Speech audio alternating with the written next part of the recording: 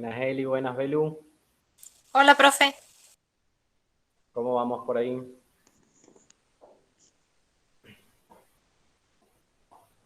Para ver. Ahí estamos. Muy bien, muy bien. Ahí vienen más. Ahí estamos, perfecto. Disculpen mi pelo que todavía no iba al peluquero, así que está como incontrolable. Ya mañana espero tenerlo mejor. Ahí viene la Juli, muy bien, el Jero. Perfecto. Bien, bien, a ver, a ver. ¿Cuántos somos ahí? Ahí estaban sumando a poquito. Muy bien.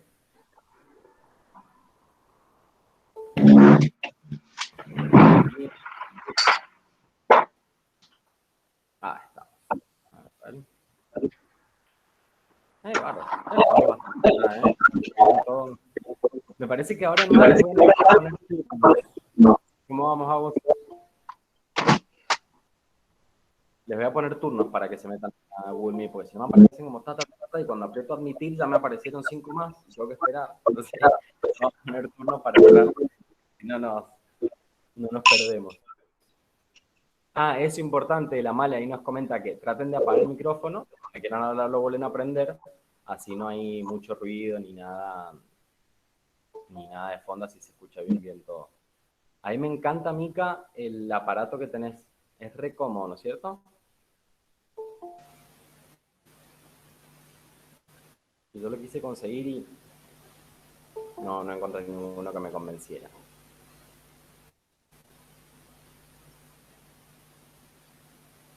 A ver.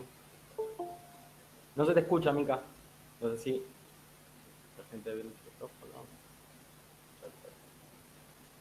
Hola, profe. Ahí estamos. Muy bien. Ahí se escucha bien. Ahí en la flor, muy bien. Bien. Perfecto.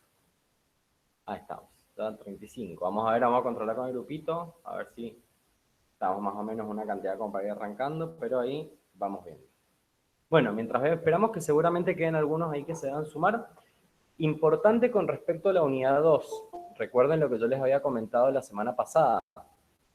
Lo bueno que tiene la unidad 2 es que no tiene muchos contenidos. Les diría que ninguno, casi ninguno. Lo único que vamos a retomar un poquitito de la unidad 1 es lo que es un átomo, lo que es una molécula y hasta ahí nomás. ¿Sí? Nada de lo otro que vimos en la unidad 1, como por ejemplo gases, átomo, gramo, mol, todo eso, no lo vamos a volver a tocar en esta unidad. Entonces está bueno porque sé que hay algunas personas que arrancaron después o que se atrasaron o por X motivo, no se sientan mal ni nada porque no hace falta haber visto la unidad 1 para arrancar esta unidad. Eso es lo bueno que tiene química en esta primera partecita. Pero sí, tengan en cuenta que si se han atrasado con la unidad 1 o no les digo que tengan dudas, porque dudas uno siempre va a tener. Por más que le estudie 1000 veces a 94.000 ejercicios, uno siempre va a tener dudas de todas las unidades de acá para la vida. O sea, me acuerdo que mi mamá siempre me decía, el que no tiene dudas es porque no estudia. O sea, que para que haya dudas tienen que haber estudiado. Así que siempre van a tener dudas, no se preocupen por eso. Pero sí es importante que sepan que sí, como les digo, se han quedado atrás o por algún motivo no han podido seguir el ritmo, tienen tiempo durante este tiempo de la unidad 2 para ponerse al día. Y particularmente, ojo acá, de todos los temas de la unidad 1, denle bola principalmente a lo que es mol, todos los ejercicios de moles que hicimos, y gases, que están bastante relacionados entre ellos. ¿Sí? Entonces, traten de darle bola a eso. Es decir, que si pueden verla completa, buenísimo. Si ven que no llegan o cualquier cosa, dicen, bueno, priorizo contenido. ¿Qué contenidos priorizan de la unidad 1? Mol y gases. Porque eso sí, a partir de la unidad 3, lo empezamos a trabajar un montón. ¿Sí? Es necesario tenerlo, por lo menos el concepto aprendido, para poder arrancar la segunda parte de la unidad 3, que es la parte de estequiometría, donde ya arrancamos con los cálculos matemáticos. Que a partir de ahí, la unidad 3, química un poco desaparece y le damos la bienvenida a la matemática. ¿Sí? No, 80% matemática. Así que tengan en claro eso. De todas formas, acuérdense, cualquier duda que tengan, por ahí, si no saben cómo organizarse, por dónde arrancar, lo que sea, me avisa, mandan un mensajito y nos hacemos el aguante entre todos. ¿Sí? Acá tengo una cámara. Ah, no. Bien, perfecto. Estamos bien. Estamos todo lo que estamos. Bueno, primero, antes de ir arrancando nos vamos ordenando con la unidad 2. En la unidad 2 vamos a ver estructura atómica y tabla periódica. Algunas cosas ya las vimos en la unidad 1, porque por ahí les hablaba, por ejemplo, de los datos de la tabla, por ahí hablamos un poquito qué significaba, no sé, que están en distinto color, este dato, el otro, pero ahora vamos a ver bien qué es la tabla periódica, cómo está formada, qué significa cada cosa. Y bueno, obviamente vamos a arrancar viendo primero estructura atómica. Es como lo más importante y por ahí les diría lo más interesante de esta unidad. Tengan en cuenta lo siguiente con respecto a la unidad número 2, estructura atómica y tabla periódica, que es la que arrancamos hoy. Es una unidad que, junto a la unidad 1, estas dos unidades, la 1 y la 2, sientan las bases de todo lo que sigue después. O sea que si les saben bien la unidad 1 y bien la unidad 2, y las tienen como juntitas, van a ver que las que siguen les van a ser mucho más fáciles de entender, ¿sí? Porque es como que todos los conceptos de las unidades se juntan a partir de la 3. Y también tengan en cuenta que la unidad 2 tiene casi nada de cálculos, es mucha teoría. ¿Sí? Hay ejercicios, obviamente, pero son todos ejercicios teóricos, no hay que calcular nada, no hay ningún problema para resolver, nada de lo que hacíamos, por ejemplo, en la unidad 1. ¿Sí? Es todo mucha teoría. Tiene temas muy variados, que a mí me gusta un montón esta unidad, fanático de la unidad 2 toda la vida, aunque siempre la detestan con el alma, y tengan en cuenta que denle bola a esta unidad porque cuando llega diciembre, siempre se olvidan de la unidad 2. Es como que, así como la ven, se la olvidan y siempre la facu en los exámenes, tanto de odonto como tecnicaturas o medicina, siempre toman un par de preguntitas de esta unidad, específica de esta unidad. Entonces está bueno que la tengan, que la aprendan, la absorban, la quieran y no que la, así como entra por un oído, salga por el otro, ¿sí? Porque es re importante esta unidad. A mí me gusta mucho, ustedes probablemente no, es un garrón para ustedes, pero a mí me gusta bastante. Así que la voy a tratar de transmitirles esa pasión que siento por la unidad. Bien, ahora, después de esa aclaracioncita para ordenarnos, ahí les comparto la presentación de lo primero que vamos a ver. Avísenme porfi cuando la puedan ver compartida a las diapositivas, que estas mismas diapositivas las tienen disponibles para descargar en Moodle. Apenas entran en la unidad 2, van a ver que hay un PowerPoint para descargar, que es este mismo que estamos viendo ahora. ¿Sí? Así que ahí apenas la puedan ver, porfi, me avisan y vamos arrancando con lo primero que vemos, que son los modelos atómicos a lo largo de la historia. Ahí se ve, profe. Ahí Bueno, muy bien. Muy bien. Ahora, voy a revisar acá el grupo que ya dan algunos mensajitos. A ver. Perfecto. Bien. Muy bien. Vamos entonces. Primero, vemos los modelos atómicos, ¿sí? A lo largo de la historia, siempre se fueron estudiando los modelos atómicos y siempre los científicos querían saber qué había adentro de los átomos. Siempre pasó. Y por ahí ustedes digan, ay, pero ¿para qué quiero saber lo que en 1800 dijo Dalton? Bueno, hay que saberlo porque la facultad lo toma. Esa es la respuesta. Aparte es interesante, tiene datazos re interesantes. Pero vamos arrancando con el primero, acá les hago como un paso, lo vamos a ver hoy, que son todos los que tenemos acá. El primer modelo atómico que vamos a ver es el de Demócrito, como 500 años antes de Cristo más o menos. Después vino Dalton, Thomson, Rutherford, Bohr, Chadwick y vino Schrödinger, que es el que creó el modelo atómico que usamos hoy en día, el modelo atómico moderno. Schrödinger es el mismo del gato. No sé si alguna vez vieron la paradoja del gato de Schrödinger. Búsquenlo, es súper interesante. Fue este tipo el que lo creó. Probablemente muchos de estos nombres les van a sonar súper conocidos porque parece que estos señores o tenían mucho tiempo libre o mucho dinero y se podían dedicar a estar todo el día estudiando estas cosas. O sea que todos tienen como 30 leyes, 80 modelos, están todo el día pegados al laboratorio. ¿Sí? El primer modelo atómico que tenemos acá es el modelo atómico de Demócrito. Fíjense, 450 años antes de Cristo. En esa época no existía nada, ni de electricidad, ni microscopio, ni nada. Pero Demócrito, un filósofo griego, si no me equivoco, en ese año aproximadamente, el tipo agarró una piedra y se puso a pensar y dijo, si yo agarro la piedra, la parto, y la vuelvo a partir, y la vuelvo a partir, y la vuelvo a partir, y la parto, y la parto, y la parto. Él dijo, en algún momento no voy a poder seguir rompiendo la piedra. O sea, en algún momento voy a llegar a algo tan pequeño que me va a ser imposible seguir cortando la piedra. Entonces, él lo que dijo fue que había un constituyente fundamental, ¿sí? Una partícula fundamental, algo súper, súper pequeño, que es lo que formaba todo lo que nos rodea a nosotros, toda la materia. Y por eso el átomo tiene el nombre que tiene. Átomo, si no me equivoco, viene del griego a, que significa sin, y tomo, dividir, significa que es algo que no se puede dividir. Por eso el nombre que tiene. Todo esto gracias a Demócrito, que en esta época llegó a esa conclusión. Y él no era químico, era filósofo. Aunque bueno, vieron que los romanos en esa época eran como todos, era un polirrubro. Eran matemáticos, químicos, filósofos, médicos, todo. Pero el tipo llegó a esta conclusión. ¿Sí? Fíjense que acá también definición interesante del átomo, porque nosotros habíamos visto en la unidad 1 la definición de átomo, que era la mínima porción de materia y lo más pequeñito de materia que yo podía tener. Y acá, a partir de esto, también aparece otra definición que es un poquito más interesante, que me dice que el átomo también se puede definir como la unidad básica de un elemento que puede intervenir en una combinación química.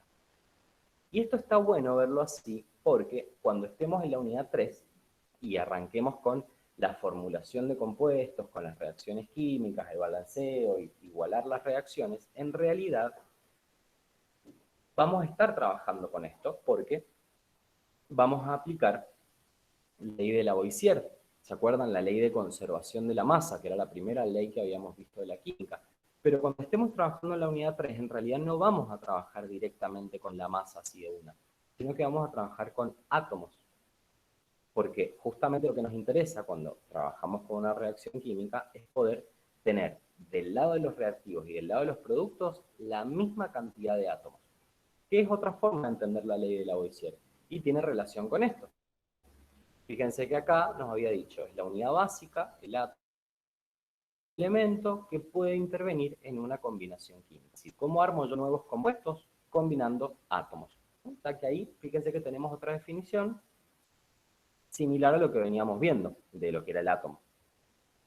Y después de Demócrito, el otro modelo atómico que aparece, que es bastante interesante, es el modelo atómico de Dalton.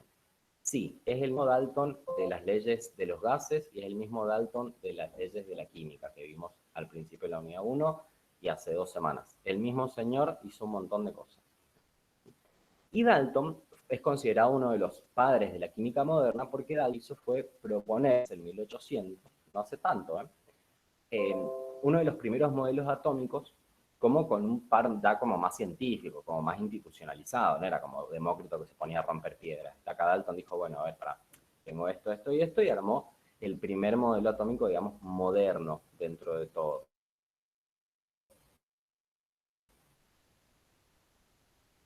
¿Y qué es lo que nos decía Dalton en base a los postulados? Y muchos de ellos, ojo, muchas de las cosas que Dalton dijo en 1800, nos dice primero, compone única y exclusivamente de átomos. Es decir, que toda la materia que nos rodea está formada por átomos. Y sí, toda la materia que nos rodea está efectivamente formada por átomos. Recuerden cuando recién arrancamos a ver la primera unidad de química, en la primera semana, si no me equivoco, y hablábamos de, por ejemplo, los estados de agregación, sólido, líquido, gaseoso, yo les hablaba de partículas, y no les decía qué eran, decía partículas, ¿sí? Que eran las pelotitas que teníamos en todos los dibujitos. Partículas. Bueno, ahora lo podemos decir después de haber visto todo. La materia que nos rodea está toda formada por átomos. Y ahí nos podemos preguntar, ¿son átomos iguales? ¿Todos están ordenados de la misma forma? No, pero todos son átomos. ¿Sí? Algo para que vean ahí las relaciones que vamos teniendo con las distintas cosas que hemos ido. Después,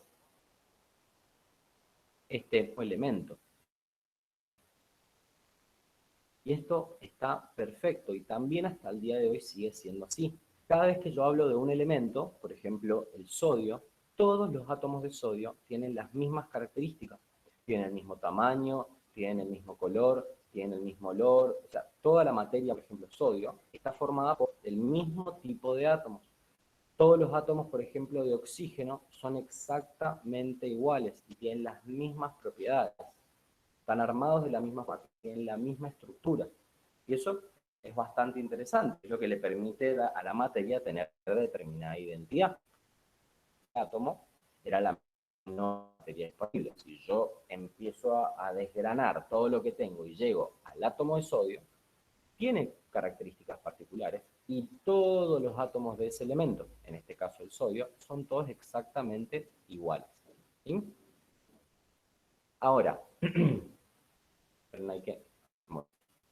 Después nos dice, los átomos invisibles, pero también sigue siendo real hasta el día de hoy, los átomos no se pueden dividir, a lo que Demócrito ya había pensado en el 450 a.C. Los átomos no se pueden dividir.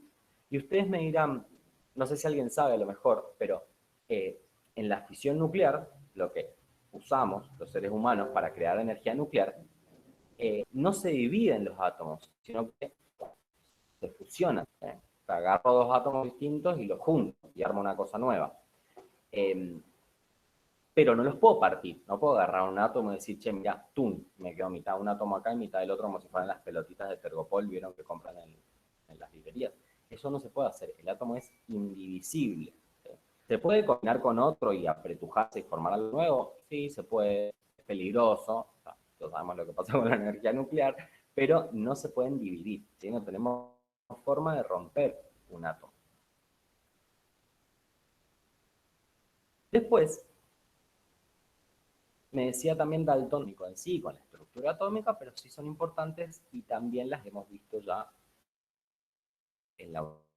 Lo primero que me dice es, los compuestos tienen diferentes tipos de... Habíamos visto en la 1 que había sustancias simples y sustancias compuestas.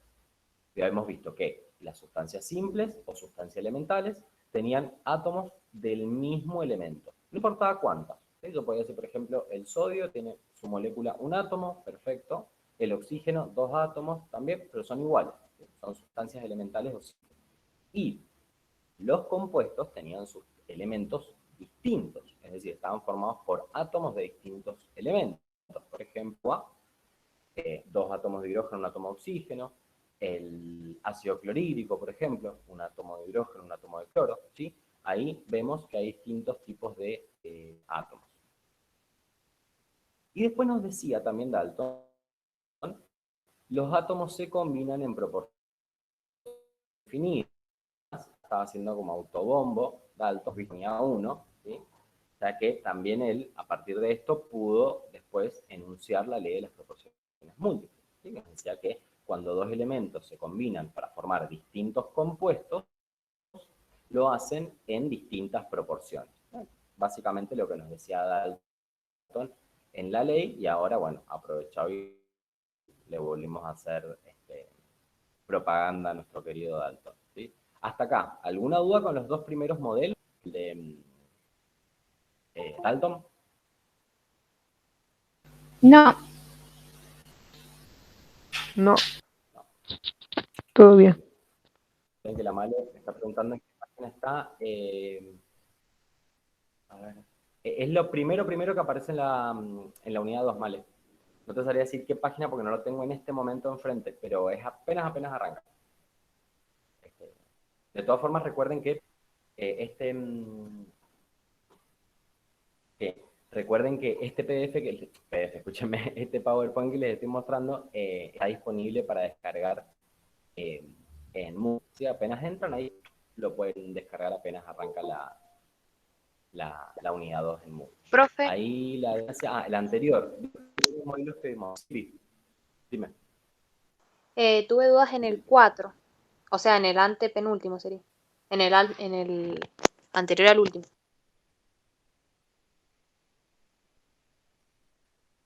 En los compuestos de átomos. Sí, no lo entendí bien. En ese, ¿qué duda había ahí? De que sea, que los compuestos tienen diferentes tipos de átomos. ¿Sí? Porque cuando nos hablamos de compuestos, estamos hablando de sustancias compuestas y hacemos referencia a sustancias que están formadas por lo menos dos elementos distintos. O sea, al menos un átomo de cada elemento. Por ejemplo, el cloruro de sodio, que tiene un átomo de sodio y un átomo de cloro, el agua, por ejemplo, que tiene 2 átomos de hidrógeno y un átomo de oxígeno, ¿sí? Acuérdense que las sustancias puras se separaban en sustancias simples o elementales, donde había solo un tipo de elemento, independientemente de la cantidad de átomos, era un solo tipo de elemento, y aparte teníamos las sustancias compuestas, que estaban formadas por lo menos 2 elementos distintos. Por ejemplo, dióxido de carbono, dióxido de azufre, agua, cloruro de sodio, ácido clorhídrico. ¿Sí? Siempre vamos a la fórmula química y ahí nos fijamos los símbolos químicos que hay y tienen que ser distintos porque por lo menos tiene que haber 2 elementos distintos formando esa sustancia. ¿Sí? Al menos 2 átomos de elementos distintos. ¿Ahí se entendió mejor? Sí. La diferencia entre sustancias simples y compuestas. ¿Sí? Profe, ¿puede ser que en el Ahí, respecto a cuadernillo la no está el Denia, modelo atómico de Dalton? O sea, porque me sale solamente de Thomson en adelante. puede ser, porque el de Demócrito y el de Dalton en realidad nunca están, se da como tipo de introducción, nunca se evalúan, digamos. Es como la introducción a los otros. O sea, no están tampoco dentro del programa, es como lo que hay que ver para entender lo otro, así que no se preocupen. Puede ser que, no, que si están nombrados están mencionados a penitas, porque no se evalúan, digamos. Así que no se preocupen, ahí para verlos después. Ahí Denia me pregunta el modelo anterior. El primero que es el de Demócrito y el que acabamos de ver, el de Dalton, que como les dije, no están adentro del programa y no se evalúan, pero siempre se va a dar continuidad a los siguientes modelos que sí se evalúan y sí son importantes para que no arranquemos directamente, digamos, ¿dónde salió todo esto? Bueno, vemos la historia ahí como para ir entendiendo cómo llegamos al de Thomson, que es el primer modelo que sí aparece en el cuadernillo. ¿Sí? Ahí estamos. Entonces, ahora, después de todo esto aparece, fíjense recién, para comparar, ¿no? Las fechas, que en 1900, a principios del siglo pasado, fue recién cuando apareció el primer modelo como más posta. O sea, porque si se ponen a pensar, hasta ahora estos que vimos, tipo prehistóricos, digamos, más antiguos, ninguno hablaba de lo que había adentro del átomo. Todo es muy bonito, sí, el átomo se combina, todo, pero ninguno me dice, mira, adentro del átomo hay esto, hay esto y hay esto. Ninguno me lo dice. En cambio, Thomson fue el primer científico, el primer químico, que dijo, adentro del átomo hay esto. A partir de acá los empezaron a decir, bueno, tanto fuera, quiero saber lo que hay adentro. En 1900, a partir de 1906 aproximadamente, Thomson, científico británico, hizo experimento y lo que pudo hacer con el experimento fue demostrar 2 cosas. Primero, 2 cosas muy importantes y acá sí es interesante que lo miremos. Lo primero que hizo fue demostrar que adentro del átomo había cargas negativas. Fue lo primero que pudo demostrar. Él demostró que adentro del átomo había algo que tenía una carga negativa.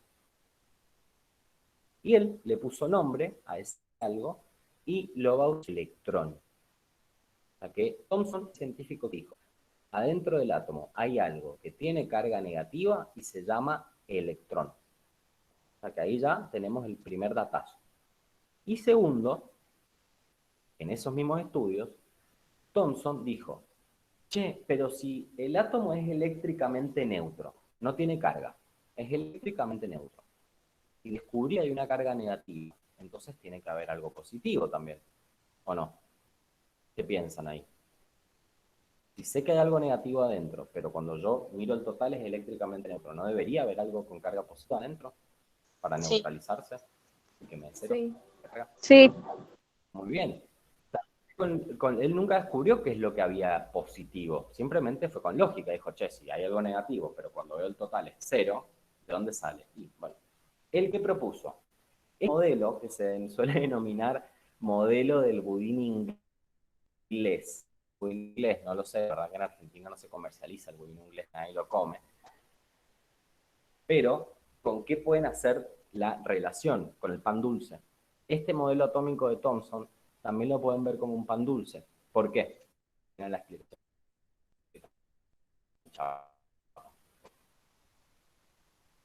Porque él dijo que, para él, el átomo era una esfera cargada positivamente con electrones incrustados. Esto. Para él era Profe. una bola de materia con carga positiva, incrustadas las cargas negativas, los electrones. Chipi. No sé por qué, no sé si soy yo, pero se le traba mucho el audio.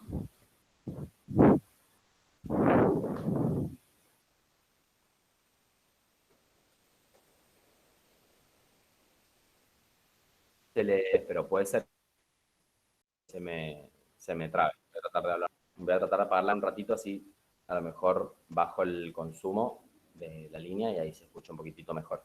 ¿Sí? Ahora, él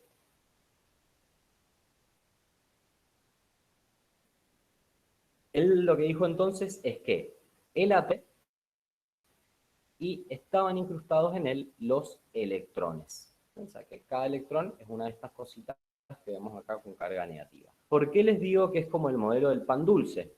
¿Sí? Porque ustedes pueden pensar que la esfera cargada positivamente es la masa y cada pedacito de fruta brillantada es el electrón. Entonces, ahí cuando ustedes lo ven que la masa vendría siendo toda la esfera cargada positivamente y la fruta brillantada vendría siendo las cargas negativas que se denominan electrones. Ahí lo podemos ver mejor. ¿Sí? Por eso se lo denomina este modelo del budín inglés, pero para hacer la comparación por ahí es más sencillo hablar de pan dulce. También lo pueden pensar a lo mejor como una sandía. Toda la pulpa, la corteza, vendría siendo la carga positiva y las semillas vendrían siendo las cargas negativas que se denominan electrones. ¿Alguna duda con este modelo atómico, el de Thomson? No. No. Muy bien. Perfecto. Perfecto. Muy bien. Ahora les mando enseguida al grupito, les mando un videíto del experimento, un experimento similar al que hizo Thomson para que lo puedan ver. No hace falta, ojo, que sepan cómo se hicieron los experimentos. ¿Sí? No hace falta que sepan cómo se hicieron los experimentos. Simplemente, el tipo de experimento, listo. Si lo quieren ver por curiosidad, véanlo. Si no, no hace falta que lo sepan. ¿Sí? Pero sí es importante conocer el modelo que acabamos de ver. El experimento que él hizo se denominó el experimento del tubo de rayos. Lo van a ver que similar. No hay problema. Este fue el experimento para poder demostrar lo que él creía que había dentro del átomo. ¿Sí? En base a la hipótesis que él tenía, hizo el experimento y terminó diciendo que había una gran esfera con cargas positivas y cargas negativas incrustadas.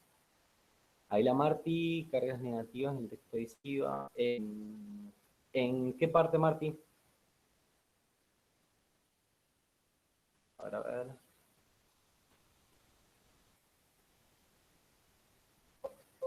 Que me dicen ahí que tenía cargas negativas, pero en el texto dice que son positivas. ¿En qué parte dice que son positivas? Así lo aclaramos ahora y nos quedamos sin dudas.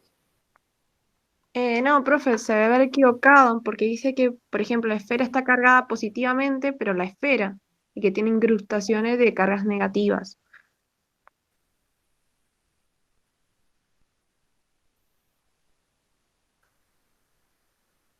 Claro, a lo mejor esto es lo que los debe haber confundido. Lo que está acá dice que la carga positiva está en las frutitas brillantadas del pan dulce. Y revisen eso, pero no, la esfera es positiva y cada carga son negativas, ¿sí? Que son los electrones, que son los que Thomson descubrió y les puso nombre, aparte también. ¿Sí? Bien, ahora vamos con el experimento de los rayos catódicos. En este experimento, lo que hizo mi querido amigo Thomson fue, ¿sí?, agarrar un tubo de vidrio que contenía un gas a muy baja presión, aplicó una diferencia de potencial, que eso es electricidad, ¿sí? Se aplica con diferencia de electricidad, que básicamente eso hace que funcionen todas las cosas eléctricas en la casa, que ya lo van a ver bien en física después, y lo que hizo fue que el gas adentro de este tubo, a un lado del otro, Y cuando él hizo experimento, básicamente lo que demostró es que había una carga negativa. ¿Por qué? Porque se iba para el cátodo, que es el potencial que recibe las cargas negativas. Básicamente lo que hizo fue trabajar con electricidad. ¿Cómo se produce la corriente eléctrica? ¿Alguien sabe? Todo lo que permite que estemos ahora conectados acá y todo. ¿Alguien sabe por qué se produce o sea, qué se debe que la electricidad exista? ¿Qué pasa? Por los cables negativos de masa y los positivos creo que eran, Bien, los cables a tierra.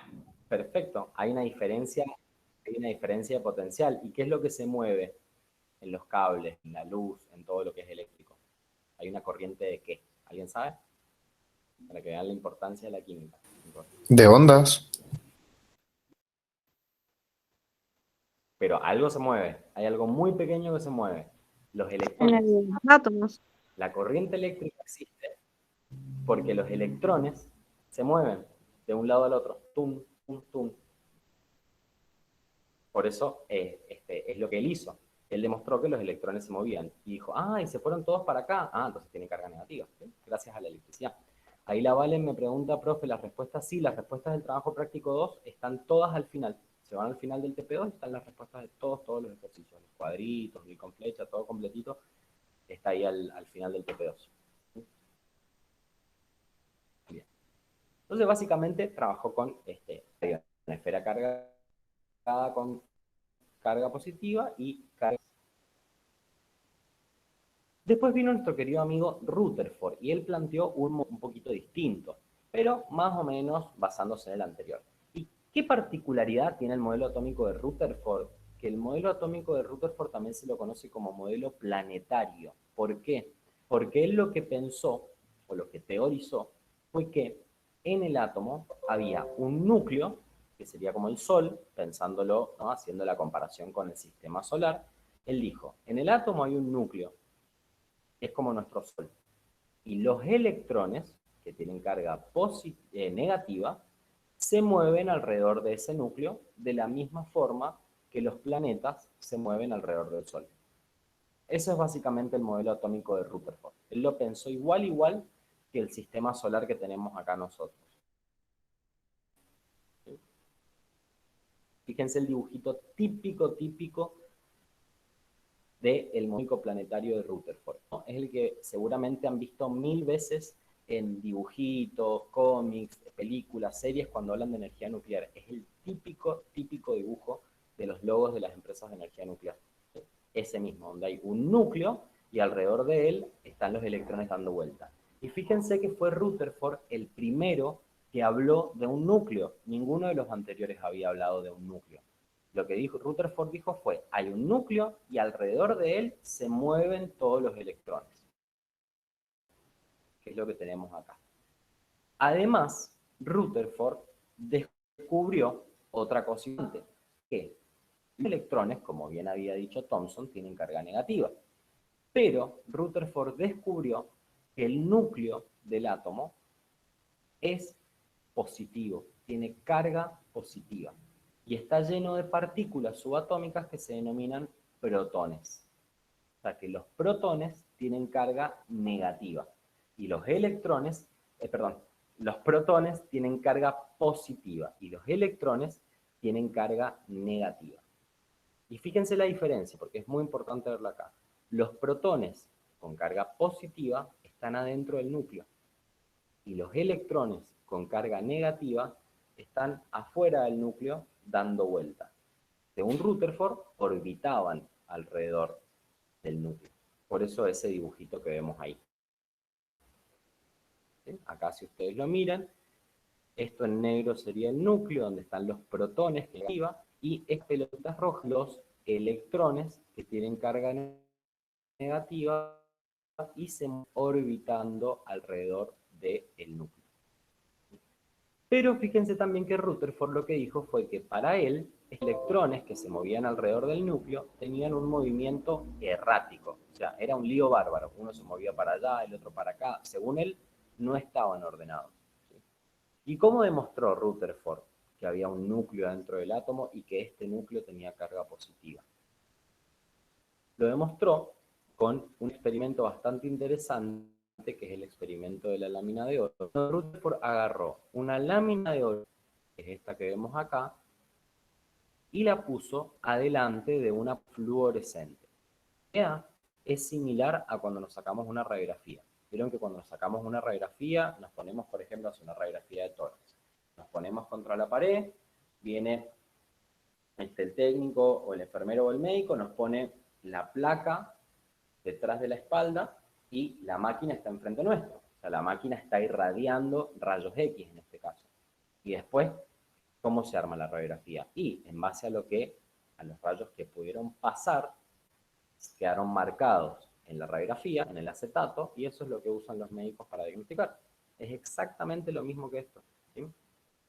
Que dicho sea de paso, la radiografía es gracias a Marie Curie. Dicho sea de paso, Dios la tenga en la gloria, una muy buena científica, ¿sí? Pero fíjense acá, lámina de oro y la pantalla fluorescente detrás. ¿Y qué hizo Rutherford? Agarró, irradió a la lámina de oro con partículas, son cargas positivas. Directamente es un rayo con carga positiva. Entonces, ¿él qué dijo? Si el átomo es completamente macizo y no hay núcleo, no hay nada, es toda una sola cosa, una pelota, como decía Thomson, Rutherford dijo, bueno, todos los rayos van a pasar o todos van a rebotar. O sea, no hay término medio. O todos pasan o todos rebotan. Por eso los rayos. Y porque las cargas están neutralizadas. Positiva, negativa en la esfera, no debería chocar nada con nada. Pero él demostró esto. Fíjense acá los átomos según el modelo de Rutherford. Él vio rayos que pasaban derechito. Así como pasaban, ¡pum!, llegaban igual en la misma dirección a la pantalla fluorescente. Eso significaba que los átomos, o sea, que los rayos no se desviaban. ¿Por qué no se desviaban? Y porque no estaban chocando con nada, pasaban derechito. Pero también se dio cuenta Rutherford los rayos que rebotaban también. Así como andaban, ¡pum!, volvían. ¿Por qué? Y porque venía un rayo positivo, chocaba contra algo positivo, ¡pum!, rebotaba. Y también descubrió que había rayos que se desviaban. Esto, fíjense, ¡pum!, viene el rayo, ¡pum!, se desvía para allá, para allá. Porque el rayo entraba, chocaba y salía. Tipo como el pinball, o sea, algunas llegan a jugar al pinball, la maquinita que iban con la pelotita, exactamente igual. Los rayos se desviaban, ¿por qué? Porque venía el rayo carga positiva, chocaba con un núcleo, chocaba con otro y salía. O sea que él logró demostrar dos cosas importantes: que había un núcleo con cargas positivas y que además había espacios vacíos. ¿Sí? O sea, había espacios vacíos en el átomo. No era toda una esfera maciza, como decía Thomson. Y gracias a lo que él demostró, vino Bohr, el siguiente científico, y planteó lo que se conoce como modelo cuántico. Porque Bohr, en base a que Rutherford había descubierto, dijo, bueno, no, ahora esto lo vamos a agarrar y vamos a meter un poquito de física cuántica en el medio. Y ustedes se preguntarán, ¿qué es la física cuántica? La física cuántica es la física que se aplica o permite explicar el comportamiento de todas las partículas que tienen una velocidad mayor a la velocidad de la luz. Por ejemplo, los electrones. Para eso existe la física cuántica, ¿sí? Todo lo que ustedes van a ver este año en física, por ejemplo, de velocidad, fuerza, rozamiento, pum, pum, no permite explicar el comportamiento de las partículas subatómicas, de todo lo que hay dentro del átomo. Entonces los científicos se juntaron, empezaron a estudiar y se creó la física cuántica, que es la rama de la física que estudia todos los comportamientos de las partículas que se mueven a una velocidad mayor a la velocidad de la luz. Por eso, por ejemplo, cuando ustedes ven los científicos que estudian el espacio, los planetas y todo eso, usan todo con física cuántica, ¿sí? Porque la física tradicional, física convencional, no aplica para ese tipo de partículas, ¿sí? Y lo que Bohr hizo fue justamente aplicar todos esos conocimientos un poquito en las ideas que Albert Einstein había lo cuántico, el modelo atómico de Bohr. Lo que dijo Bohr primero, para diferenciarlo del modelo anterior, lo más importante siempre es que, más allá de conocer cada modelo, es que los puedan diferenciar, ver qué tema corresponde a cada uno.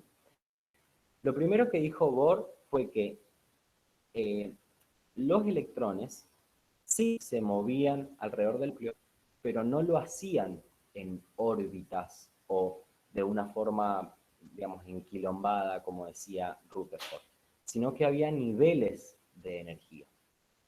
¿Qué significa esto? ¿Qué es lo que dijo Bohr? Bohr descubrió que estaba el núcleo y afuera del núcleo tenía el primer nivel de energía, después el segundo, después el tercero, después el cuarto, y cada nivel de energía tenía electrones que andaban girando por ahí. Eso fue lo que él descubrió, no es que estaba cada uno donde quisiera, no, él dijo, mirá, hay algunos electrones que están en el primer nivel y ahí se quedan, otros están en el segundo nivel y ahí se quedan, y se manejan en ese ámbito. Es como, por ejemplo, imagínense, ustedes están en un edificio de departamentos, el núcleo está en el subsuelo, ya a partir de la planta baja tenemos el primer nivel de energía. En el primer piso hay otro nivel de energía. En el tercer piso, otro nivel de energía. Y así, ¿sí? Y también descubrió Bohr que estos electrones podían ir de un nivel a otro. Podían saltar de nivel. Él dijo, bueno, tengo el núcleo y tengo el nivel 1, el nivel 2, el nivel 3, por ejemplo. Cada uno de estos niveles tiene una determinada cantidad de energía. O sea que todos los electrones que están en el nivel 1 tienen la misma energía. Todos los electrones que están dando vueltas en el nivel 2 tienen la misma energía, y lo mismo para todos los electrones que están en el nivel 3, ¿sí? Y él dijo que si a una le dábamos energía, el electrón absorbía la energía, tenía mayor fuerza y podía, ¡pum!, saltar de nivel. O sea, subir, pasar del nivel 2 al 3, por ejemplo. Y también dijo que si hacíamos al revés, le quitábamos energía, el electrón podía bajar de nivel. ¿Sí? Pasar, por ejemplo, del nivel 3 al nivel 2. Eso es lo que descubrió Bohr. Entonces, si yo a un electrón que está en el primer nivel le doy energía, eso se suele referir a que el electrón absorbe energía, la mete, la chupa, puede saltar al siguiente nivel, al nivel más alto de energía. Y si yo, por el contrario, le quito energía, el electrón cuando cae de nivel, por ejemplo, del nivel 4 al nivel 3, o nivel más bajito, libera energía. ¿Han visto en biología por qué tema van? ¿Qué han visto hasta ahora? Vamos por fotosíntesis. Muy bien, fotosíntesis. O sea que ya vieron respiración celular, ¿o no? Sí. Sí. Bien, ahora viene la relación para que la vean. En la respiración celular, en biología, había una parte donde había como una cascada de energía donde el electrón iba bajando y que en cada saltito que el electrón daba se creaba algo que la célula después usaba, ¿o no? ¿Les suena eso? Sí. Sí. Muy bien, sí. Perfecto. No les voy a preguntar cómo se llamaba ni nada para no estresarlos, pero ¿se acuerdan de eso? Que la parte de, teníamos la fosforilación oxidativa, todos los pasos de la respiración, y había uno que, si no me equivoco, tenía el nombre de cascada, por lo menos yo cuando lo escribiera tenía ese nombre, donde el electrón iba como saltando, pum, pum, es la cadena de electrones, creo que era, la cascada de electrones. El electrón iba cayendo de nivel. ¿Y qué pasaba cada vez que caía de nivel? ¿Qué liberaba? Energía. ¿Y la célula qué hacía con esa energía? ¿Qué formaba? ¿Para qué la usaba? ATPs. Muy bien. Todo el ATP que se encuentra al final de la respiración celular, para que vean la relación que hay entre la química y la biología, se debe a esto que estamos viendo, lo que descubrió Bohr. O sea, no es que Bohr creó la cadena de la cascada de electrones, no, pero gracias a gente como él se puede explicar cómo la célula hace para obtener energía a través de la glucosa. Fíjense en la respiración celular. ¿Qué hace la célula? Y empieza a romper la glucosa, la rompe, llega un momento donde agarra los electrones y dice, bueno, los empiezo a tirar. Y los hace bajar de nivel. Y a cada vez que el electrón baja de nivel en la cascada, o en esta cadena que me mencionan, libera energía, y ahí todo eso después se convierte en ATP. Es exactamente esto.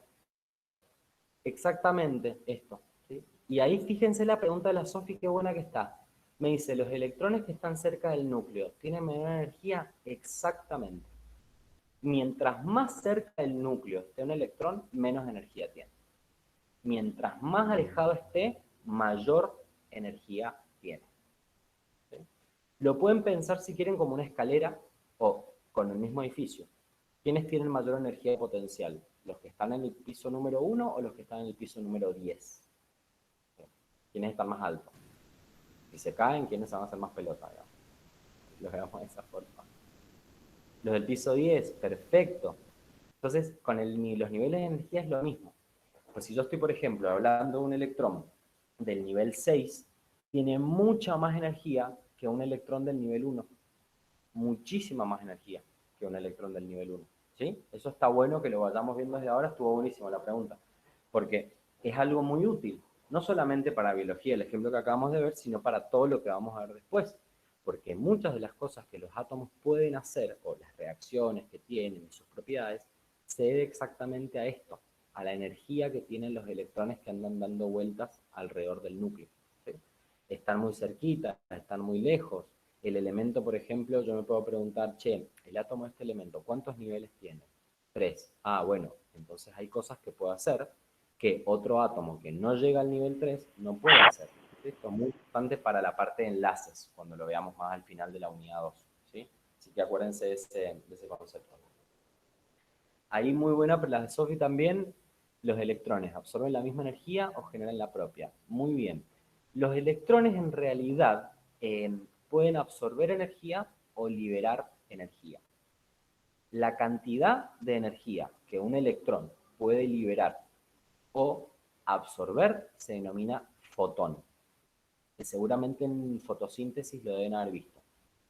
Y en respiración celular a lo mejor, bueno, en respiración celular no porque no ven la luz del sol, pero para que vean un ejemplo de fotosíntesis, que no me acuerdo si entra en las 3 carreras, pero más o menos para ubicarles, la planta, o sea, la célula vegetal, absorbe la luz del sol y logra convertirla en energía química. ¿Por qué? Porque tiene un pigmento, que son los cloroplastos, que absorben un fotón de energía. Es la energía que puede absorber un electrón o que puede liberar un electrón, que tiene un valor establecido. ¿Sí? Por ejemplo, si yo quiero hacer que un electrón suba de nivel, le puedo dar un fotón de energía, por ejemplo. Es la máxima cantidad de energía que puede absorber un electrón. Y si quiero que un electrón caiga de nivel, le tengo que sacar un fotón de energía. Ese es el nombre que tiene. Fotón es la cantidad de energía que puede absorber o que puede liberar un electrón. Si los electrones tienen energía propia, obviamente, si no, no podrían estar dando vueltas alrededor del núcleo. ¿Sí? Eso está bueno que lo vean y claramente aquel que esté más alejado del núcleo tiene mayor energía que aquel que está cerquita del núcleo. ¿Sí? Así que está bueno para ir haciendo las relaciones. ¿Hasta alguna duda con lo que hemos modelado? Profe, Dime. una pregunta, para averiguar cuánta energía tiene cada órbita, ¿existe algún tipo de cálculo o eso? Porque yo lo había visto en química. Sí. Hay un montón de fórmulas. De hecho, las fórmulas que tiene Bohr, digamos, que usó Bohr para poder llegar a estas complicadas. Y tampoco trabajamos con cantidad de energía nosotros. Eso aclaro por las dudas. No trabajamos con cantidad de energía, simplemente con salto. Ah, yo les puedo decir. entonces no vamos a ver las fórmulas. No, ni se preocupen. No, porque eso se lo dejamos a física. Nosotros en química, la energía y todo eso, ni la miramos, así que no sea un problema que no hay que saberlo tampoco, ¿sí? Pero sí saber, como decíamos recién, que aquellos niveles más cerquitas del núcleo tienen muy poquita energía comparados con aquellos que están más alejados, ¿sí? Pero esa es la única comparación que hay que hacer. Ni con números, ni con... Bueno, gracias, profe. Ahí, Agus, daste la mano. Sí, profe, Agus, yo le ¿algo quería que hacer quieras una preguntar? Sí, le quería hacer una consulta. ¿En química vamos a llegar a hacer ejercicios de redox o no? Si entra Redox en el programa, Sí, Sí. Sí, es la unidad 3 para medicina. Tecnicaturas y odontología, por suerte, no ven redox. Ah, Pero genial. nosotros sí, en medicina. Bueno, joder, gracias, Así profe. que algo bueno que los chicos de odonto y tecnicaturas pueden decir es por lo menos no voy a ver redox. Es un golazo eso. Es un Se re sacan golazo. la mitad del programa adentro. A mí me re gusta redox igual, pasión. Es que es Ahí muy no sé qué complicado igual los ejercicios. ya los van a querer, ya van a ver. Ya cuando estemos en la unidad 3 me dicen y van a ver que terminan amando estequiometría y redox. ¿Alguien más levantó la mano? ¿Qué me apareció? ¿Para preguntar? ¿No? Bien, cool. Ahí estamos. Entonces, sigamos con Bohr. Y como les digo, fórmulas y esas cosas, nada de nada. De todas formas, si las quieren ver y meterse a la página Wikipedia del modelo atómico de Bohr, salen las ecuaciones, pero es idioma alien. O sea, no, hay un montón de símbolos rarísimos. ¿Sí? Bien, ahora, lo último que tenemos que ver del modelo de Bohr es lo siguiente.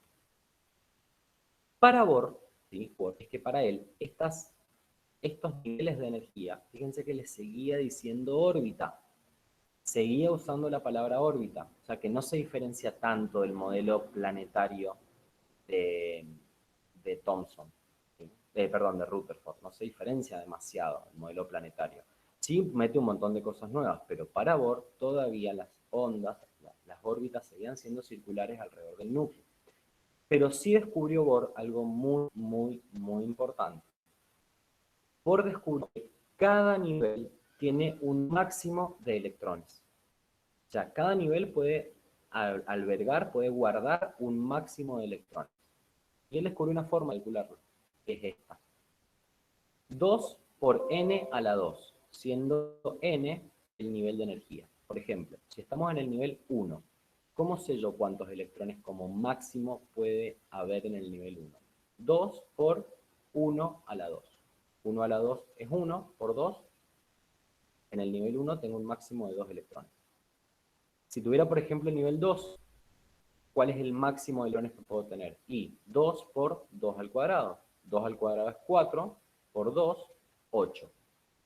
Como máximo en el nivel 2 puedo tener 8 electrones. Y lo mismo con cualquier otro nivel, por ejemplo el 3. Digo 2 por 3 al cuadrado, 3 al cuadrado es 9, por 2, puedo un máximo de 18 electrones en el nivel 3. Esa es una forma muy útil de calcular el máximo de electrones, la cantidad máxima de electrones que acepta cada nivel adentro del átomo. ¿Sí? Agus, dime. Profe, ¿y de qué varía? O sea, sí, bueno, ¿de qué varía de cuántos electrones haya en cada nivel? Muy buena pregunta. Cada nivel, como estábamos viendo, me gusta que están reactivos, me han hecho mansas preguntas. Cada nivel tiene una cantidad determinada de energía, que es un poquito lo que habíamos hablado recién. Entonces, si tengo un nivel muy cercano al núcleo, con muy poca energía, no se banca, digamos, por decirlo de una forma muy vulgar, no se banca tantos electrones. A medida que me voy alejando del núcleo, cada vez los niveles pueden aceptar mayor cantidad de electrones y por eso tienen mayor energía. ¿Sí? Ya vamos a ver, por ejemplo, que en el próximo modelo que vemos, que es el moderno, esto está explicado porque vamos a ver que dentro de cada nivel el máximo de electrones tiene un sentido. Van a ver que son siempre, primero, números pares. Ese es el máximo. Nunca les va a dar, por ejemplo, el número máximo de electrones 15. Jamás. Siempre es un par porque es 2 al cuadrado. O sea, siempre es multiplicando por pares. Pero sí hay una cantidad máxima de electrones. No hablamos nunca de cantidad mínima de electrones, porque yo puedo tener niveles vacíos. Los puedo tener. De hecho, los vamos a ver.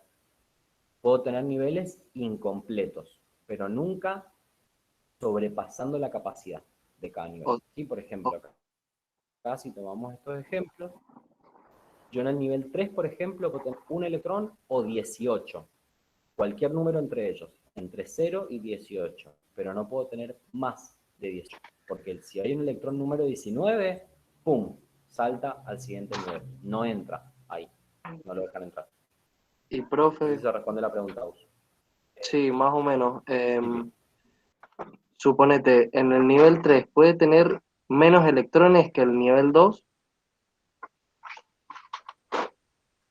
Vos me decís si puede tener en ese momento electrones dando vueltas menores que el nivel 2. Claro. O todo es Por ejemplo, que en el nivel correlativo. 3 tenga un electrón y en el nivel 2 tenga 8. Ajá. ¿O no se Sí, puede? se puede. Sí, se puede. Ah, De hecho, ya van a ver más adelante que en la tabla periódica, la forma en la que está organizada tiene mucha relación con esto que estamos viendo. Y hay un montón de átomos que tienen, por ejemplo, un electrón en el nivel 4 y tienen 6 electrones en el nivel 3. O, mejor dicho, 8 electrones en el nivel 3. O hay átomos, por ejemplo, que tienen un electrón en el nivel 3 y el 2 lo tienen completo. O sea, tienen, por ejemplo,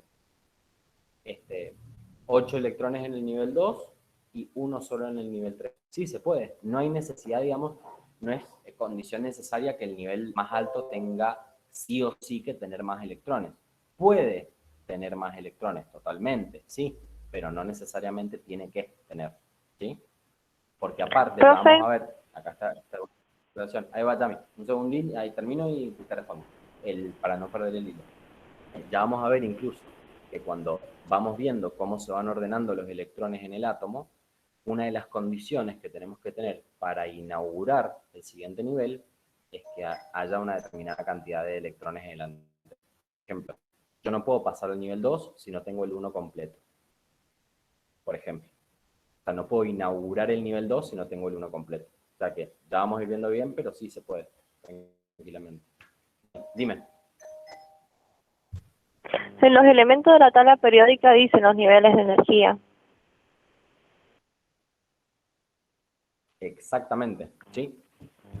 De hecho, ya vamos a ver que la tabla, no sé si han visto que está ordenada en filas y en columnas. No sé si lo han notado alguna vez, si la han mirado o algo. Sí, en grupos y en periodos. Muy bien. Cada uno de esos, la columna tiene un significado y la celda, que es horizontal, tiene otro. ¿Y qué relación tienen? Directamente con esto que estamos viendo de los electrones. Pero no se me adelanten, que ya lo vamos a ver, no se me adelanten. Está bueno los comentarios para que vayan viendo lo importante que es todo esto. Y aparte, fíjense que ya hicimos una relación re importante con biología. Que ya pudieron hacer la primera relación entre dos materias distintas. ¿Sí? Alguien más había levantado la mano recién. Que se me va. Puedo cambiar Yo, profe. Yo quería Dime. preguntarle si el número de los UMAS también correspondía a la segunda unidad. ¿Cómo, perdón? Los ¿Los números UMA, de UMA. la UMA? Sí. La unidad de masa atómica, la vimos en la unidad 1. Es la Ah, unidad de masa atómica. La unidad que se usa para pesar a los átomos o a las moléculas. La vimos en la unidad 1 cuando vimos átomos y moléculas. Ahí está la UMA. dale. Muchas gracias.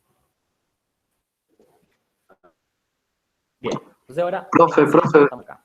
Después de vos que planteé unas cosas tan... Sí, dime. perdón que lo interrumpa, pero mientras usted da la clase yo Hablamos. estoy por la unidad 1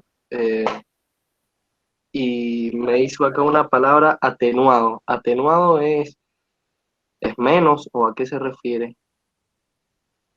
Claro que es menor. Ah, listo, Que es gracias, menor. eso era Atenuado nomás. significa como menor. Por ejemplo, para que vean la relación, por ejemplo, cuando las vacunas ahora del COVID, la que llegó, que tiene el virus atenuado, significa que es el virus, pero como más tranqui, más tímido. Esa siempre atenuado significa que es más chiquito, menor, digamos. Joya, gracias, profe. Muy bien. Sigamos entonces. Después, nuestro querido compadre Chadwick. Chadwick hizo un montón igual, pobre, pero no tanto como los otros. Pero Chadwick descubrió otra partícula subatómica. Fíjense que hasta ahora hemos hablado de dos partículas subatómicas que están adentro del átomo. El electrón, que tiene carga negativa y da vueltas alrededor del núcleo, y el protón, que tiene carga positiva y está adentro del núcleo. Y después vino Chadwick y descubrió que había otra partícula subatómica a la que denominó neutrón, que no tiene carga. Nada. Ni positiva, ni negativa, ni nada. No tiene carga. Es una pelota que está dentro del núcleo y no tiene carga. Y, recién lo acabo de decir, ¿dónde están los neutrones? Adentro del núcleo. Es decir, que hasta ahora hemos llegado que adentro del núcleo hay protones y neutrones, que son los que descubrió nuestro querido amigo Chadwick. Y afuera del núcleo, dando vueltas, están los electrones. ¿Sí? 3 partículas subatómicas, que por suerte son las únicas partículas subatómicas que vemos, porque si ustedes se ponen a googlear la cantidad de partículas subatómicas que se han descubierto hasta el momento, hay como más de 200 partículas subatómicas distintas. Pero bueno, vemos 3, no nos quejemos, fantástico, sí, pero son las más importantes y las más estudiadas. Ahora, Chadwick, como les digo, descubrió. Y pues, vino Schrödinger, nuestro amigo, que es el que creó el modelo atómico actual. ¿Sí? Vino a crear el modelo atómico actual Schrödinger con ayuda de Chadwick y de todos los otros señores que habían descubierto un montón de cosas del átomo, y Schrödinger lo que hizo fue armar un modelo atómico, que es el que se conoce como modelo atómico actual o modelo atómico moderno, ¿sí? Juntando todos estos conceptos que traían antes. Y una de las cosas más importantes que hizo Schrödinger fue hablar del orbital, que no tiene nada que ver con la palabra órbita. O sea, no tiene que ver con el circulito que vimos recién del modelo planetario, no. ¿Qué es lo que dijo Schrödinger con respecto al orbital? Él dijo, bueno, afuera del núcleo los electrones están dando vueltas en estas órbitas que me decía. Es Rutherford, porque ya nuestro querido amigo Bohr le había puesto un nombre y dijo, no, no son órbitas. Sí, tienen formita redonda, pero son niveles de energía. Y Schrödinger, el creador del modelo atómico moderno, vino a decir, mira, adentro de ese nivel hay orbitales. Y adentro de los orbitales están los electrones. ¿Cómo definimos a un orbital? Un orbital se define como la probabilidad más alta de encontrar un electrón. Fíjense, del espacio, en una región del espacio acotada. ¿Cómo lo puedo definir yo para que sea más sencillo? ¿Qué es un orbital? El orbital es donde tengo más posibilidades de encontrar un electrón. Supónganse, estamos en el medio del océano, ¿Dónde hay más posibilidades de encontrar una persona? ¿Nadando, chapoteando en el medio del océano Pacífico o adentro de un barco? Y adentro de un barco, claramente. O nos vamos al cielo. ¿Dónde hay más chances de encontrar una persona? ¿En una nube tranqui o adentro de un avión? Y adentro de un avión. Bueno, el orbital es el avión o el barco. Es el lugar donde tengo mayor probabilidad de encontrar un electrón.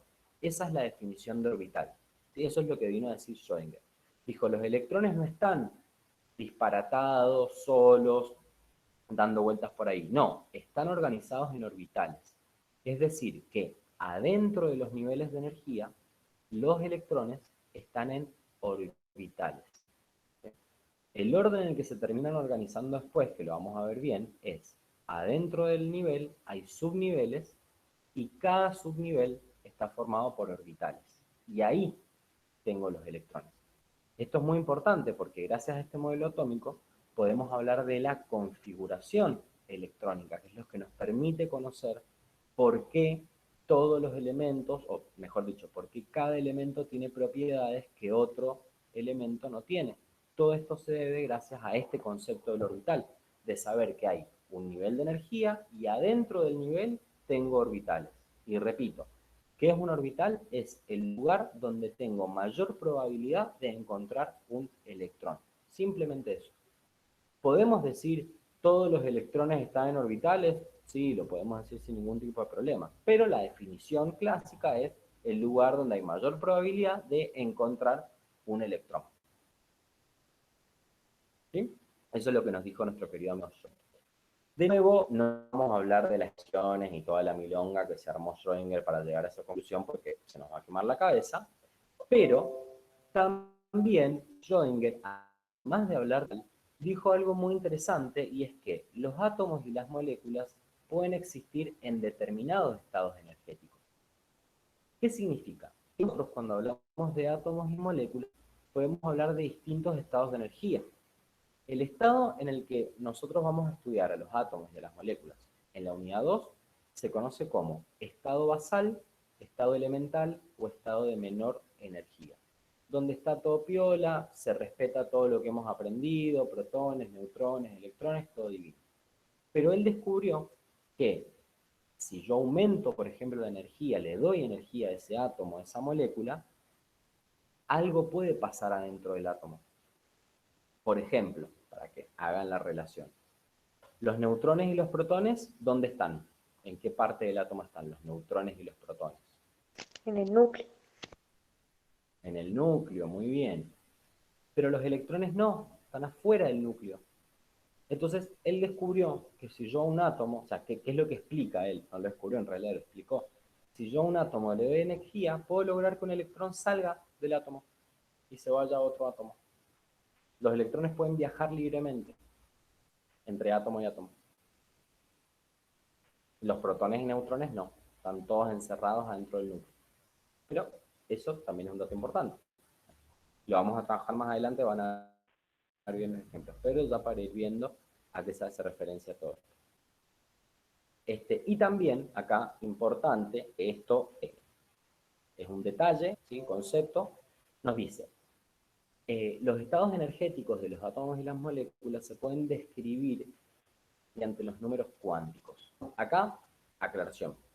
Odonto y tecnicaturas no entra el tema de números cuánticos.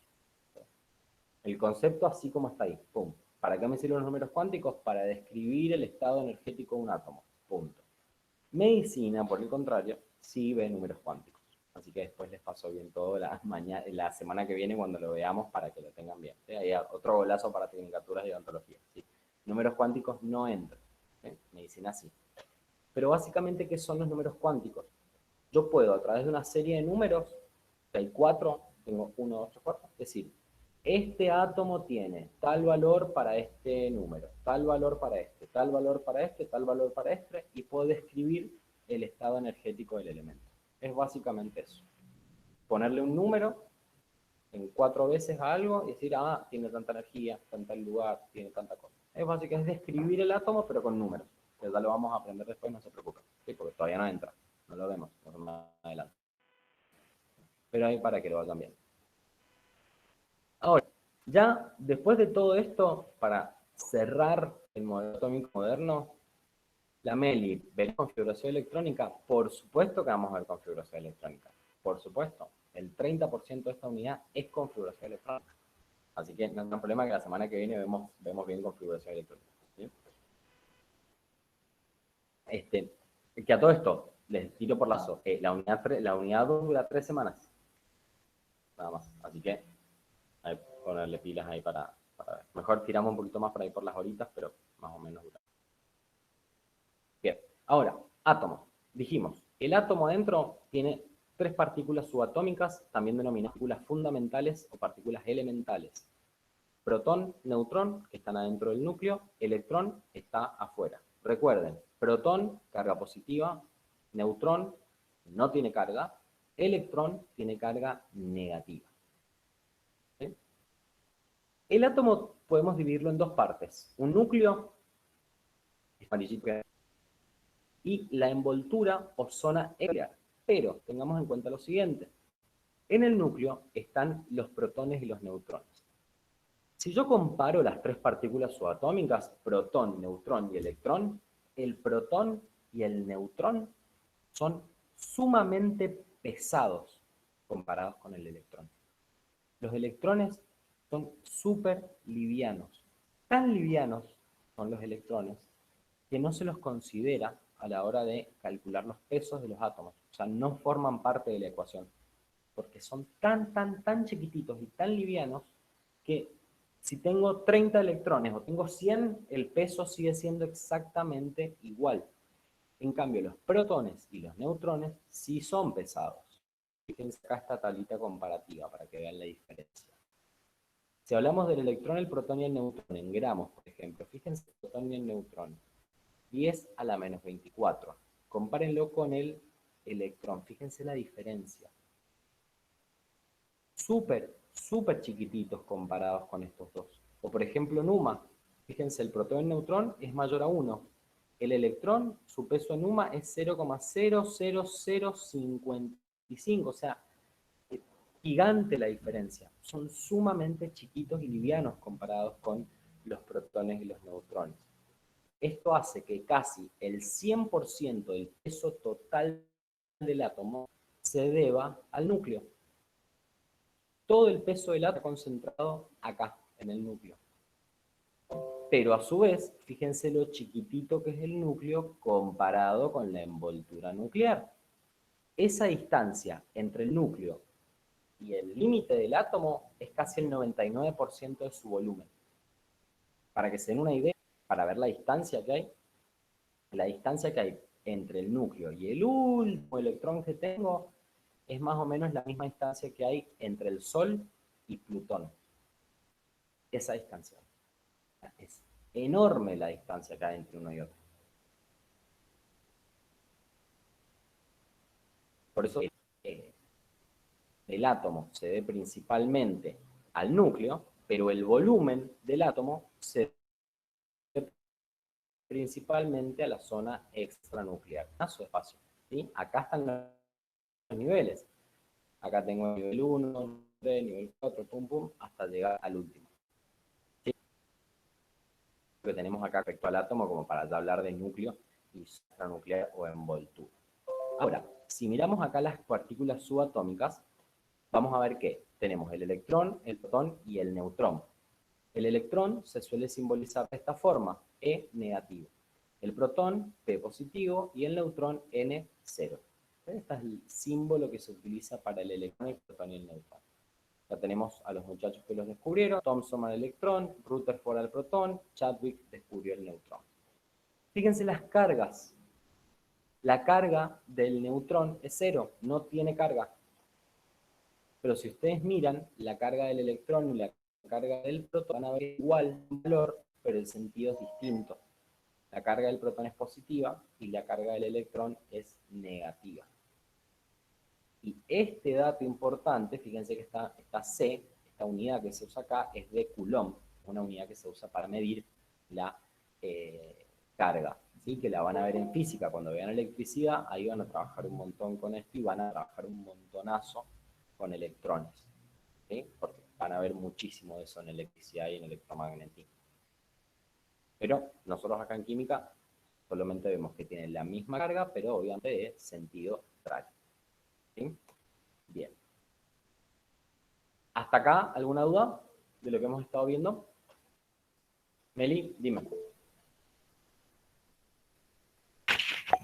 Profe, mire, estoy viendo acá el trabajo práctico de la unidad 2 y dice isótopo Sí. y masa promedio. ¿A qué hace referencia el isótopo?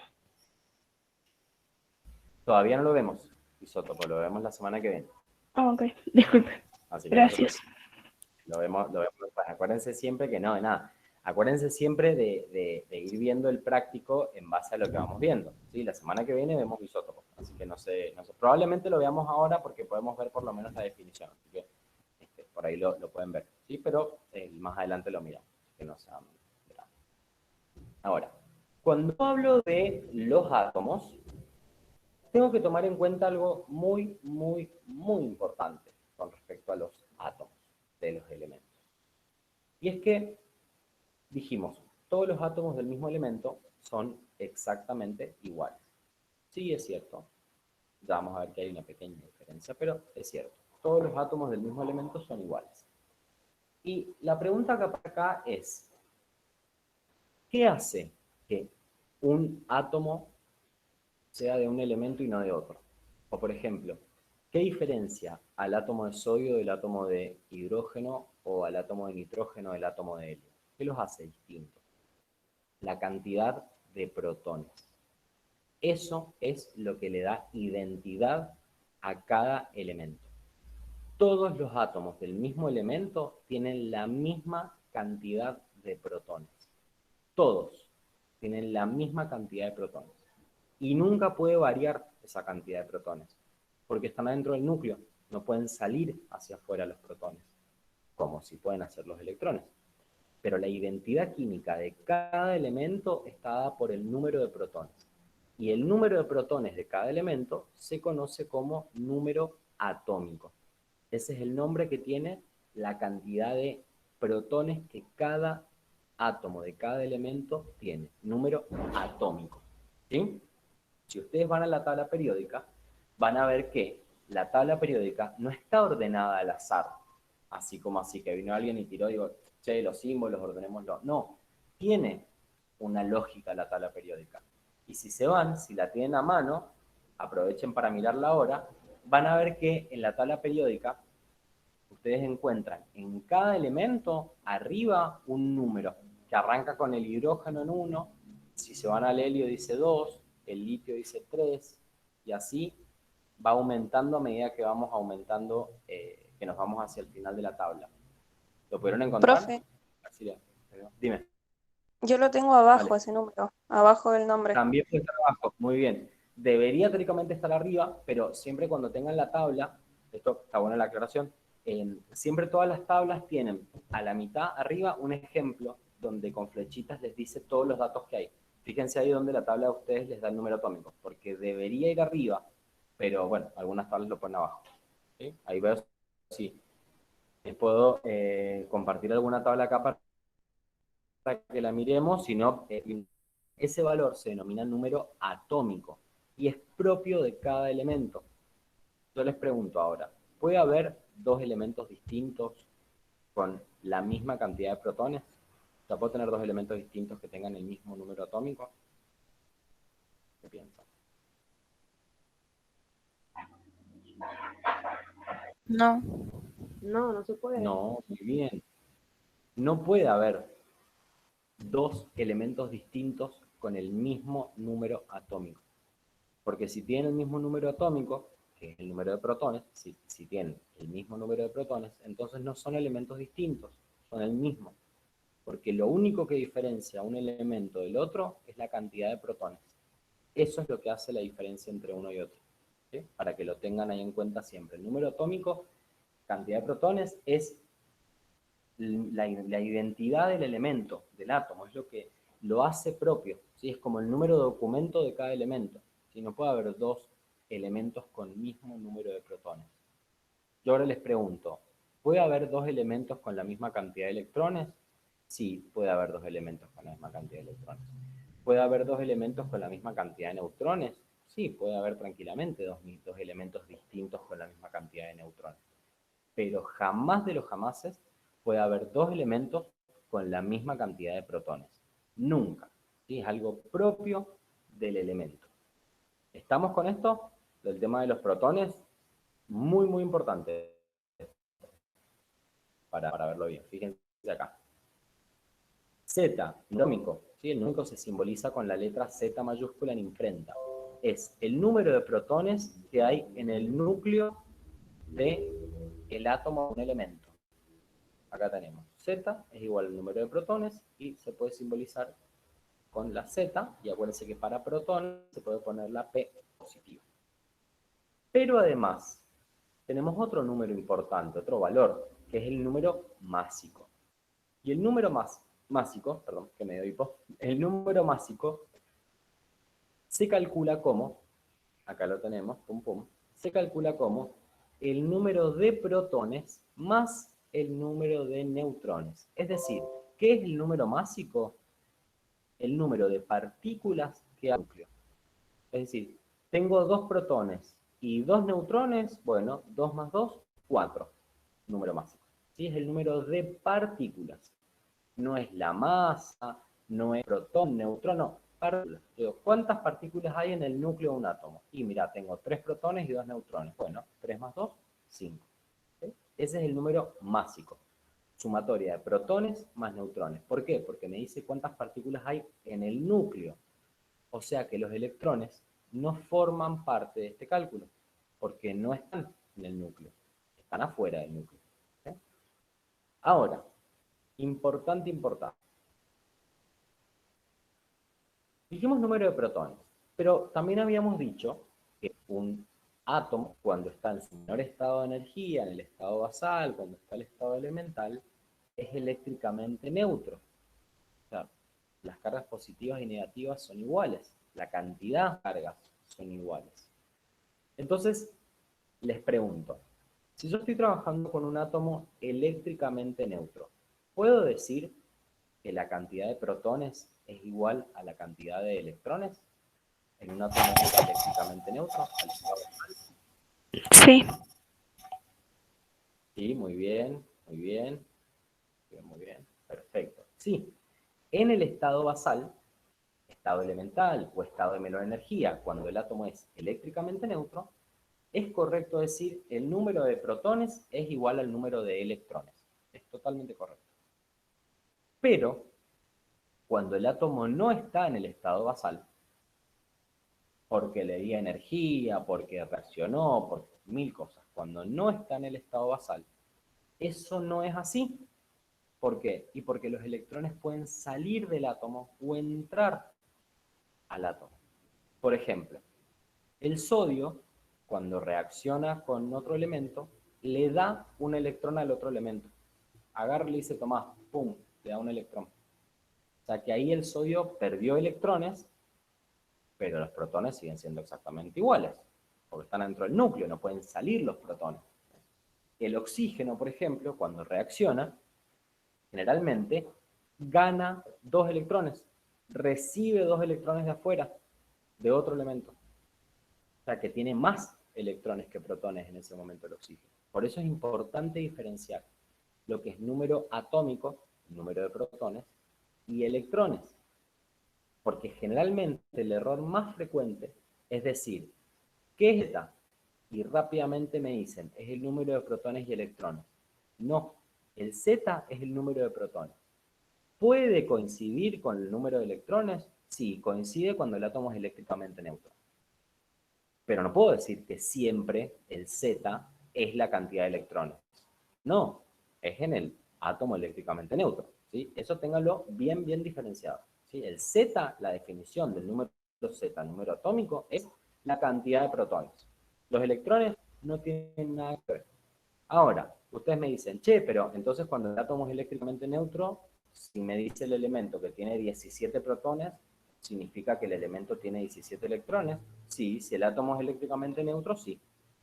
¿Sí? O sea que, fíjense que no hay ningún número que me hable de los electrones.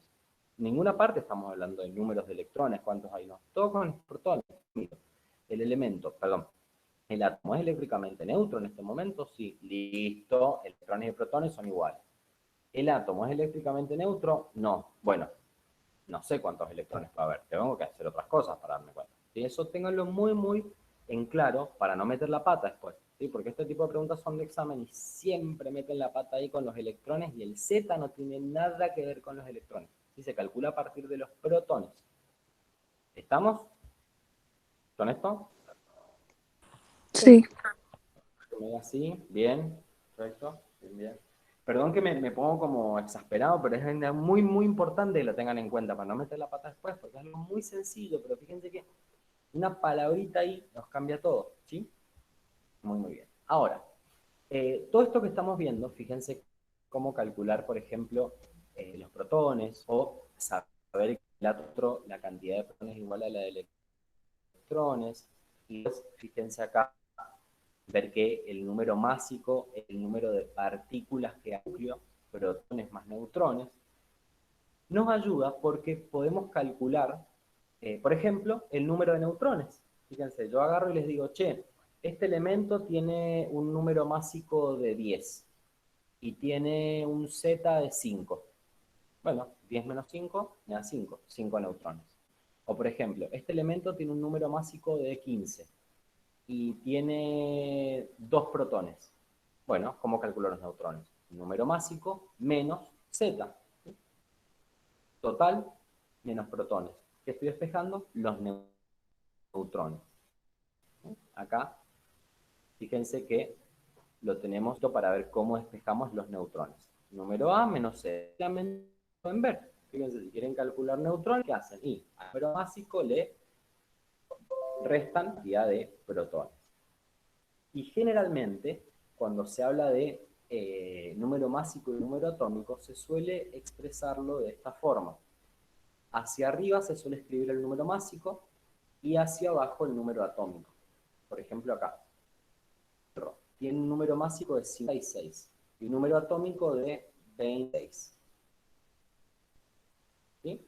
Ahí para que vean cómo se escribe cada uno. Eso es porque ahí cuando trabajemos en ese tipo de ejercicios, siempre está bueno ver qué significa cada cosa y cómo la anoto. Siempre el que va arriba es el número másico y el que va abajo es el número atómico.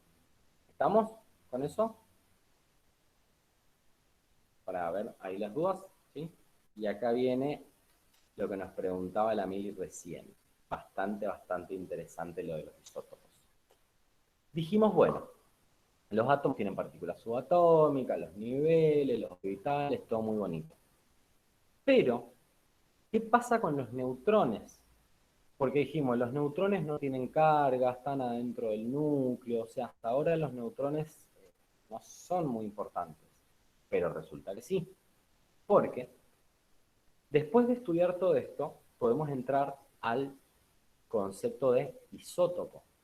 ¿Qué es un isótopo? O la pregunta correcta en realidad no es qué es un isótopo, sino qué son los isótopos.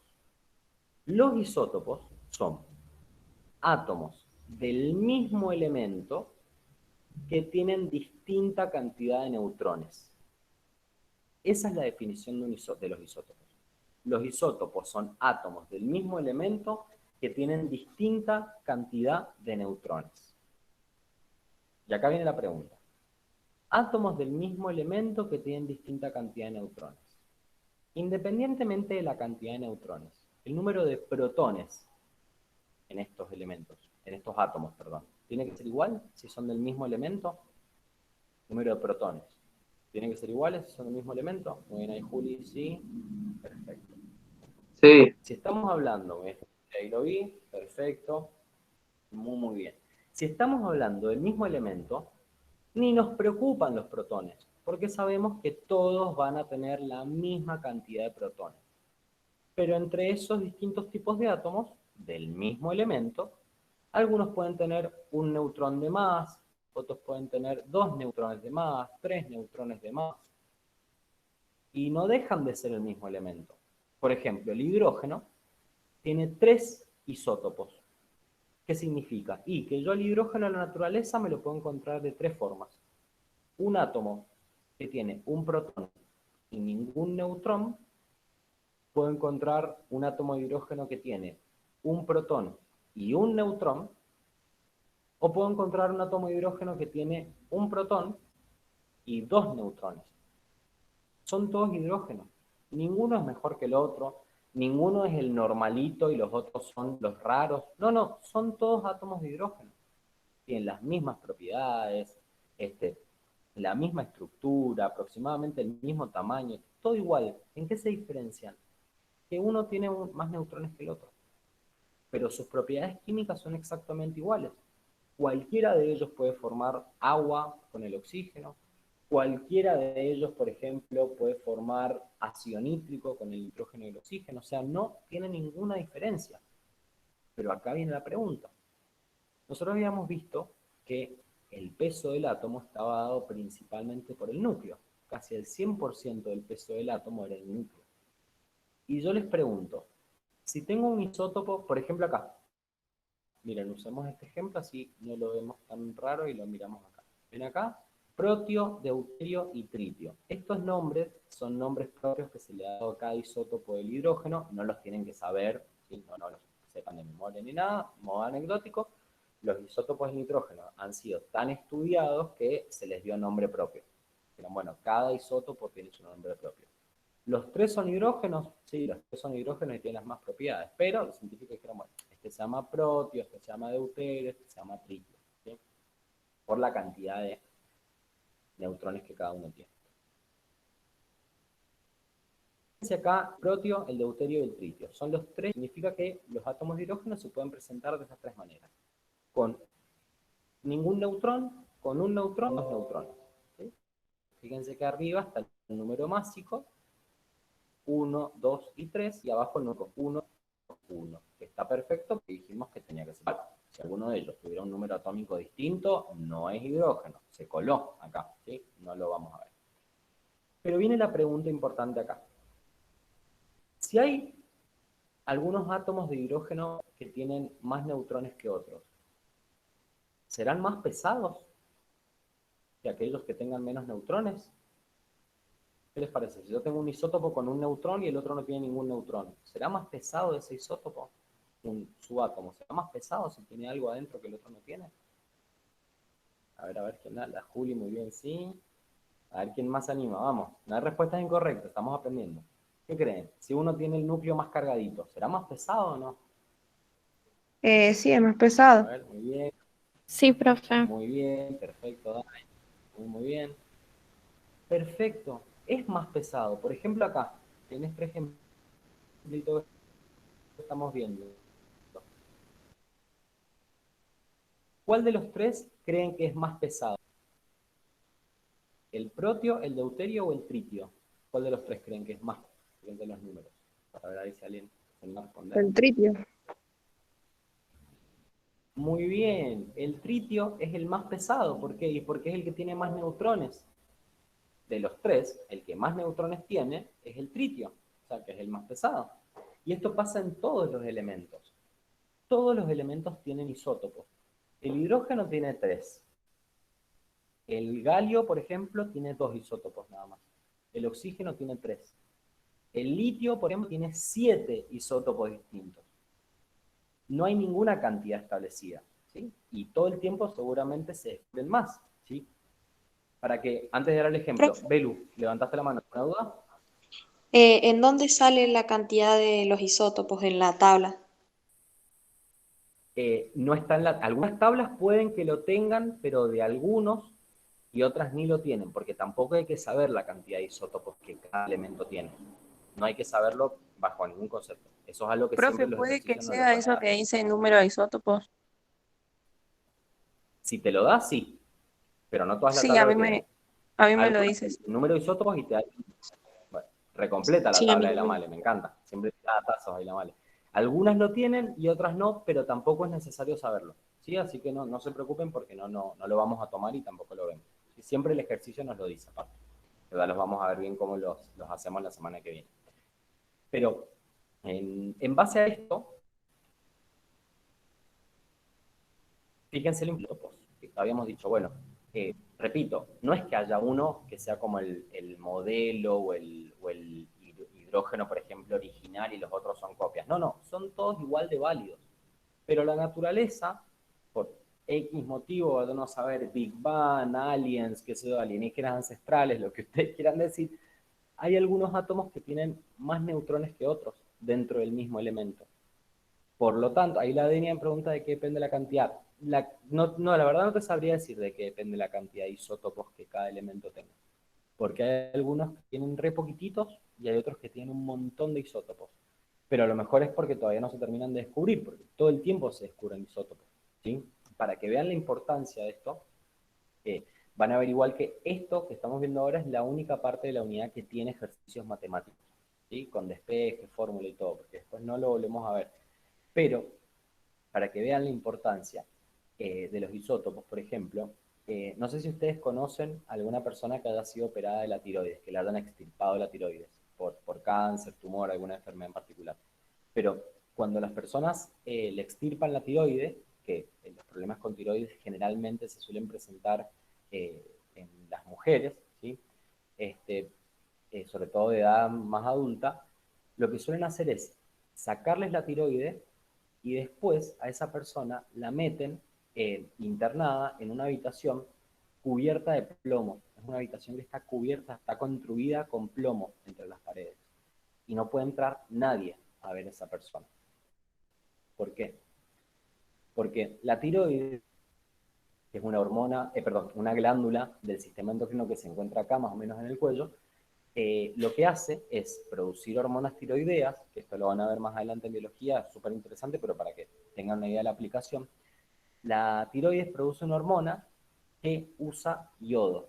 El mismo yodo que tenemos en la sal, que dicho sea de paso está agregado artificialmente en la sal, porque si no estaríamos todos con los cuellos inflamados, la tiroides usa el yodo.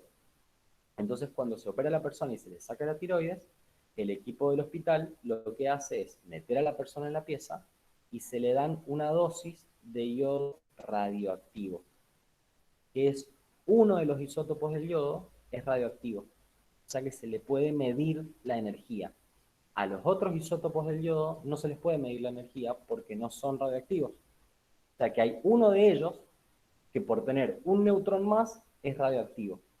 Entonces, ¿qué se hace? A la persona se le da la dosis de yodo radioactivo, se espera un tiempo y se mide cuánto yodo esa persona elimina. Si es la misma cantidad, significa que la persona no tiene más tiroides o un éxito de la cirugía. Pero si hay una diferencia, yo le di 10 y recibo 5, ¿dónde está el resto? Y ahí se da cuenta el equipo médico que quedó todavía algo.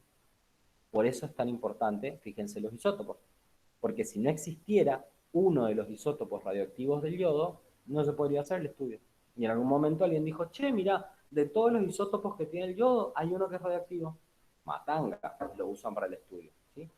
O por ejemplo, no sé si han visto cuando se hacen estudios de datación de edad, por ejemplo, en los huesos, en la arqueología, se habla del carbono 14. No sé si lo han conocido alguna vez el carbono, o lo han escuchado hablar del carbono 14.